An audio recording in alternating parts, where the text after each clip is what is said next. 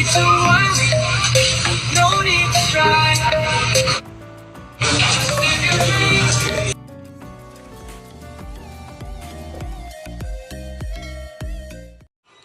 Kilig to the bones nga ang Kim Pao. Kanina, nagawa pa nila mag-jogging sa Birmingham. Ganyan sila kalala ngayon, guys. Yung tipong wala na silang tinatago sa isa't isa. Mas gugustuhin pa nila na ilantad na lang talaga yung kanilang kaswitan kaysa nang itatago pa. Grabe ang kilig ng mga Kim Pao fans nang makita ang video. Yung pala yun, kung bakit nahawakan niya ang kamay ni Kim. Na parang nasa likod si Kim, tatawid sila. So hinawakan niya si Kim, kamay niya, para parang stop muna siya, na hindi mag-go agad.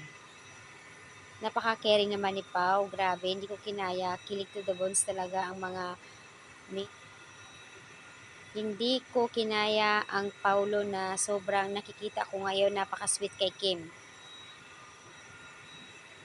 Ito na talaga yung pinaka-wish ko sa lahat na sana. And finally, nakitaan ko na talaga sila.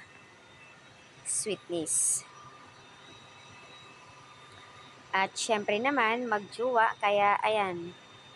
May something na yan sila, guys. Kaya, kahit saang sulok yung kamera, nakabuntot sa kanila.